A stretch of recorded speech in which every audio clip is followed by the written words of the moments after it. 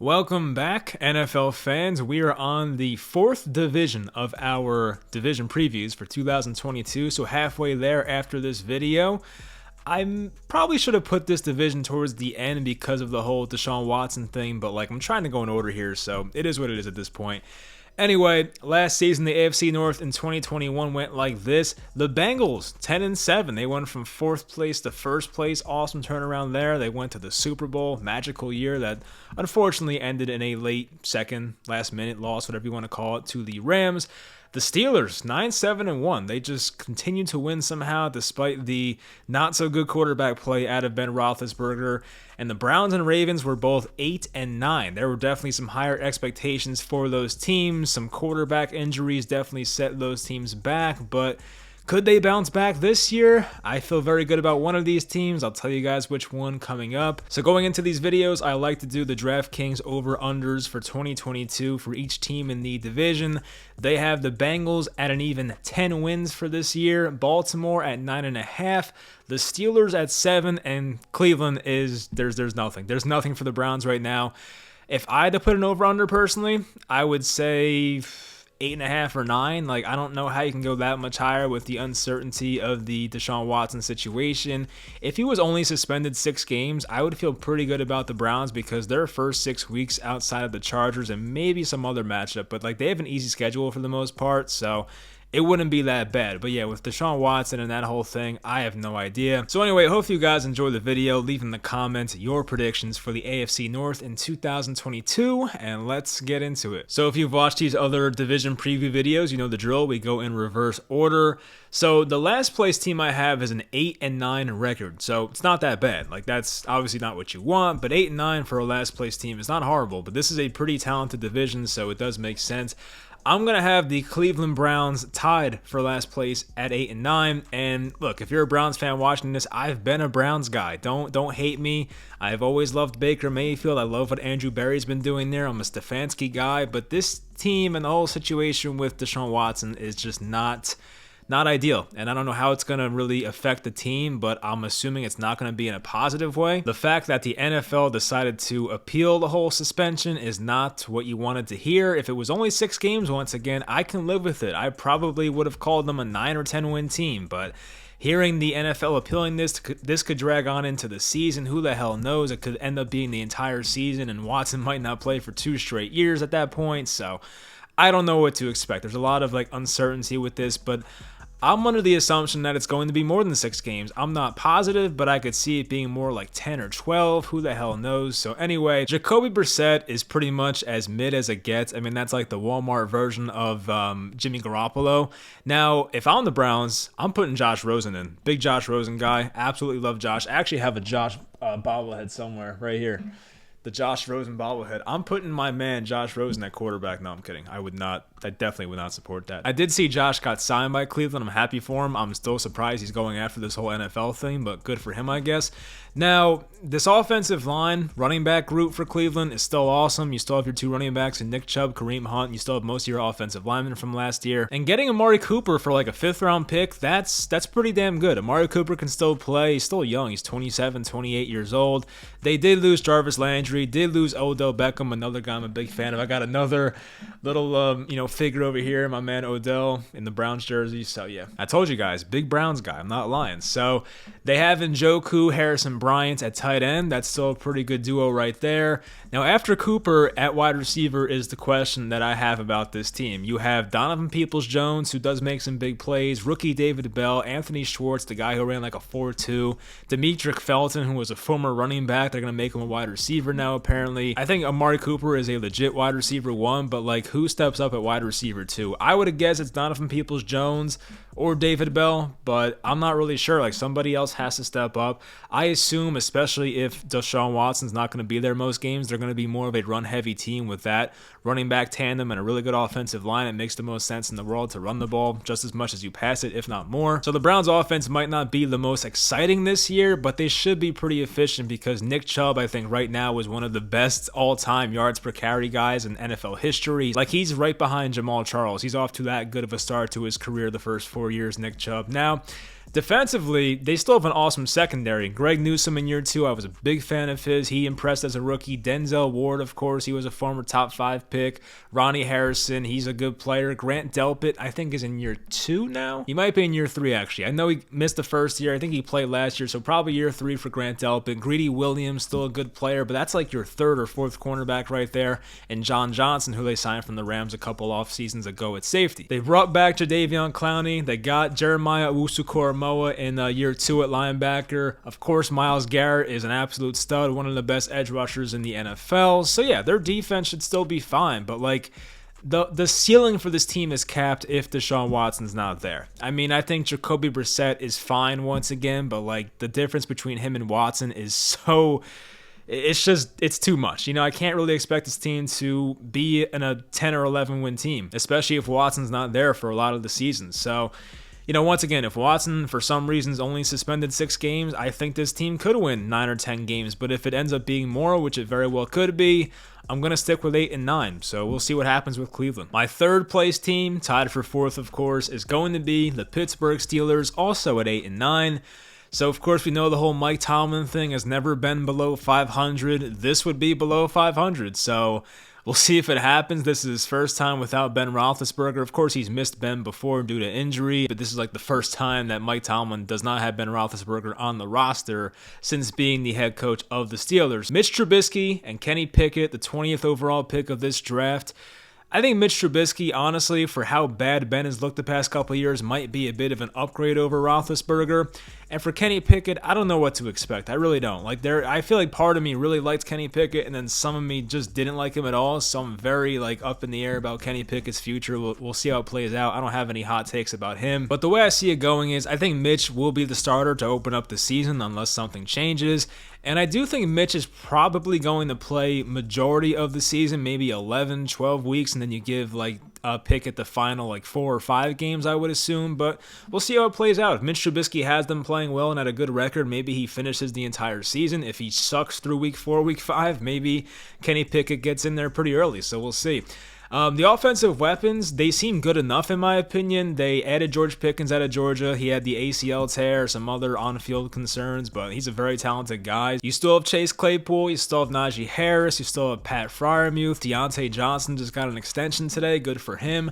So yeah, you still have some weapons on this offense for sure. Their offensive line's not what it used to be. This is not David DeCastro, Ramon Foster, Marcus Gilbert. Those guys are gone. This Steelers offensive line is a little sus, I'm not going to lie, but they did add Mason Cole, James Daniels at center and right guard in the offseason. Those seem like solid moves. Those guys should definitely help the interior of the offensive line, but those tackle spots are still concerning, I must say. Their defense should still be above average at least. I like the Levi Wallace signing from the Bills. He's a fine cornerback too. He was asked to step up last year when their cornerback 1, Tre'Davious White, tore his ACL. So Levi Wallace should be a fine cornerback 2, cornerback 3. They got Myles Jack too. I mean, I've always been a Myles Jack fan. I think he fell off a bit last year, but still a young guy, so if he can be in there, and if you can get him and Devin Bush feeling right, because I know those guys have had knee issues in the past, but if they are right, that's a very athletic linebacker tandem right there, so that would be exciting if they were both healthy. It all depends how the offense goes. I mean, if Mitch Trubisky is good, this Steelers team might win 10 plus games, but if Mitch Trubisky is the same Mitch we saw in the Bears the last couple of years, or last 2 out of 3 years, they might not be so good. And if Kenny Pickett comes in and acts like a rookie and has some of those rookie mistakes, then yeah, it's not going to result in a lot of wins. So it's hard to bet against the whole Mike Tomlin being above 500 thing,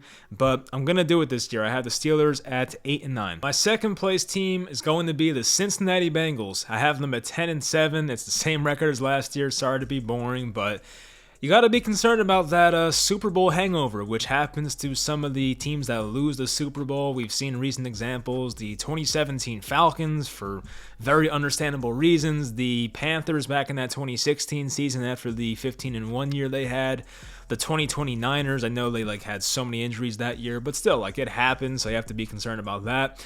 I absolutely love their offensive line additions. I like Ted Karras, always been a fan of his. I wanted my Giants to get him for a few years, and he's always been a versatile guy playing with the Patriots and Dolphins, always solid. Alex Kappa, getting him from the Buccaneers was a good move. And Lael Collins at right tackle. That's awesome. He's still in his 20s and was still playing well when he's healthy. I know he's like kind of hurt right now, but he should be fine. So the Bengals really went from like one of the worst offensive lines in the league, and they completely fixed it. You still have Jonah Williams at left tackle. Always been a fan of his. Yes, he has the short arms, whatever, but he still plays at a pretty high level. But that offensive line's pretty legit. Like, the Bengals have a top 10 offensive line now. Maybe it's even better. So to completely fix that in just a couple of years is very impressive, and they need that for Joe Burrow in this offense to work out. So that was definitely a good move there by them. They added Hayden Hurst at tight end. Yes, he was overshadowed by Kyle Pitts last year, understandably, but I've always been a Hayden Hurst fan, but they didn't really lose much offensively. Yes, CJ Uzomah went to the Jets. Okay, whatever. You replace him with Hurst. Hurst might be a better player anyway, so whatever. Now, for this Bengals team, and once again, the offensive line additions will help, but the Joe Burrow health concerns, they always get me. For some reason, I'm always concerned about Burrow. Of course, he had the bad knee injury in 2020 when he got hit by Chase Young. But even last year, I just felt like there were so many times, at least a handful of times, where it seemed like Joe Burrow was about to like have a really serious injury. He was on the ground, like holding something, and then he would get up and play through it. But like, I just saw him on the ground too many times, and I still have like that Titans game getting sacked 8 times, whatever it was, playing through my head. So yes, with an offensive line improved, it's going to help. But I just saw Joe Burrow on the ground so many times last year, so many times where he looked injured, and it just kind of stuck with me. But hopefully he's fine, because Joe Burrow is definitely good for the NFL. But their offense with Jamar Chase in year 2, T. Higgins, Joe Mixon, Hayden Hurst, Tyler Boyd, they should be really good to great. Like, they should be one of the better offenses in football. They do tend to play at a slower pace, so I would kind of like to see Zach Taylor kind of turn it up a notch here, but we'll see what happens with the play calling tendencies there. And if you believe in winning in the trenches, this team, they have it. They have a really good defensive line. BJ Hill, former Giant, DJ Reader, Sam Hubbard, Trey Hendrickson was awesome last year. Tyler Shelvin, who they just drafted, I liked him. Secondary wise, they're still starting Eli Apple. Not really a fan of that, but I don't know. Maybe they can trade for somebody at the deadline. We'll see. They did choose Daxton Hill in the first round, end of the first round. That was a good pick in my opinion. You have Jesse Bates back there, Von Bell. Chidobe Awuzie hopefully can replicate what he did last year. He was very impressive coming over from Dallas. So, yes, it's going to be tough for the Bengals to replicate what they did last season in this very, very tough AFC that has so many good teams. I wouldn't pick them to go back to the Super Bowl, but it's still possible. They have a Super Bowl level ceiling. You look at their roster and you're like, yeah, that's a good enough roster to go all the way. I just don't know if they can do it back-to-back years. I know they lost last year technically, but still, I don't know if they're going to have as much success as they did last season. Just because I don't believe it doesn't mean it's not going to happen. So we'll see what happens with the Bengals. Still a very good team. Should be at least 10 wins, so I have them at 10-7 for this upcoming season. And my first place team in the AFC North is going to be the Baltimore Ravens at 11-6. They were destroyed by injuries last year. Lamar Jackson missed time, Ronnie Stanley at left tackle, Marlon Humphrey, Marcus Peters, J.K. Dobbins, Gus Edwards, the 2 starting running backs, and Derek Wolfe didn't even play last year. So this team, there's probably more too that I'm forgetting, but yeah, this team had so many injuries last year. The Lamar Jackson contract thing still not yet solved. It could still be solved by week 1. We'll see. But even if he's not extended, like, that's going to motivate Lamar to play even better probably, so why not? They did move on from Marquise Brown. They have Rashad Bateman in year 2 now. They have James Prochet and Devin Duvernay, kind of like gadget guys, I feel like, so we'll see who else steps up there. Of course, Mark Andrews, one of the best tight ends in football. You know, if Travis Kelce starts to fall off in his old age, you know, Mark Andrews might be the best tight end in football soon. We'll see. In free agency, they added some big names. They got Marcus Williams from the Saints. That was a good signing, of course. Michael Pierce is back, the former Raven.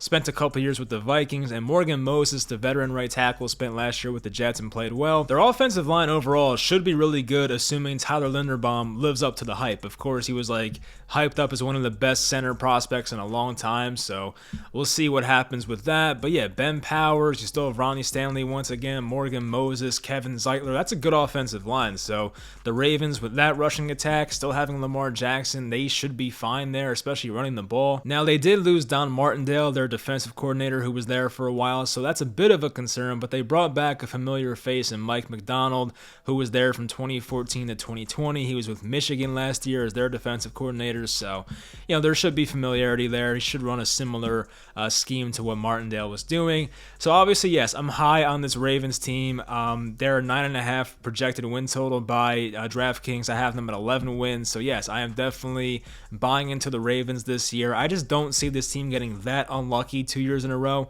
Of course, injured guys sometimes get injured again, but I just don't see it happening 2 years in a row to that extent. Of course, guys will get hurt throughout the year, but to lose both your starting cornerbacks, your quarterback, both starting running backs, like, it was such a tough year for that team. Their left tackle, it was a very rough year for the Ravens. And like, if you remember, somewhere midway through the year, the Ravens, despite some of these injuries, were still like the 1 seed in the AFC. Then of course things really fell apart the final month or two of the season, but they were looking pretty good for a while. So that's going to do it. I have it once again: the Ravens at 11-6, the Bengals at 10-7, the Browns at 8-9, Steelers at 8-9. So those are my predictions for this division. Leave yours in the comments once again. Hopefully you guys enjoyed the video, and I'll talk to you guys next time.